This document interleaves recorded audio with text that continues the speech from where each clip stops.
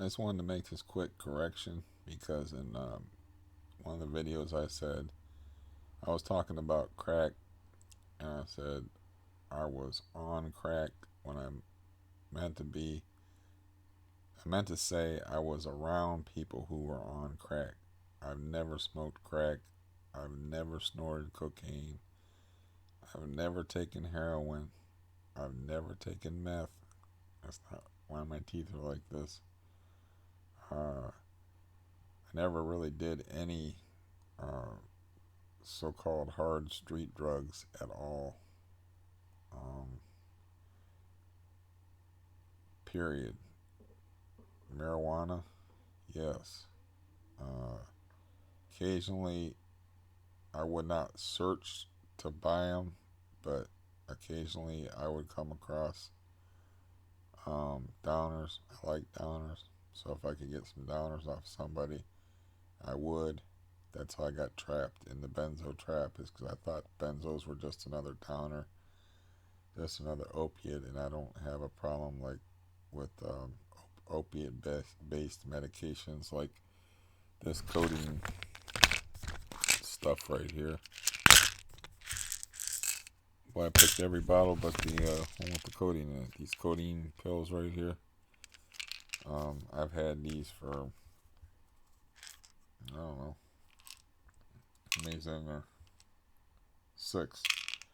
I, these were supposed to be gone Wednesday. It is now Friday. So I don't have a problem.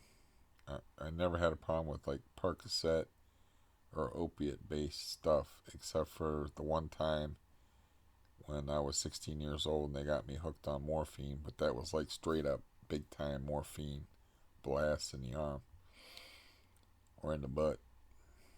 Um, you know, then I got addicted to it physically, but um, again, that was just a slip of the tongue about me saying that I was on crack. I don't even know if anybody noticed that, but I was talking about like getting a BJ offered to me while two people were smoking crack in a car that I was with, and I said that I was on crack before. I meant to say that I was around people who were on crack before there, or that I was around crack before. But no, I would never do anything that stupid.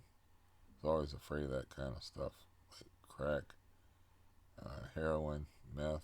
I was always afraid of anything that would put like a hook in me, and that's why it's ironic that a harmless little yellow pill called Xanax would turn out to be the most evil, uh, one of the most evil hooks in the world, because I was always afraid of that kind of thing, but I just thought it was another down. I didn't, I didn't do the research. I didn't understand what it was. I guess that's why they have um, Benzo Awareness Day or whatever, so that people understand what they're fucking with when they're messing with benzos. So that was a complete accident.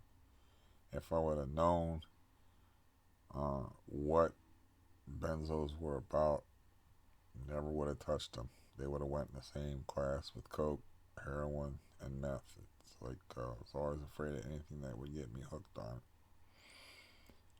it. And yeah, I just wanted to make that correction. Slip of the tongue. You talk a lot. That's gonna happen. So that's just a quick correction. I meant to do it in the super depressing video I made just a minute ago, which I put super depressing right in the title so people knew what they were in for. Um, but anyways, that's all there is to that. I never would be dumb enough to smoke crack.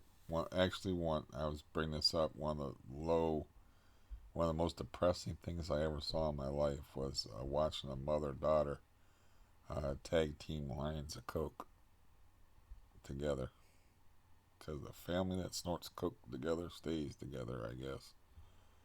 I don't know, it was one of the most depressing, awful sights I ever saw. And wasn't a part of it. It's like, mm-mm, no. But I was there. I was, I was there.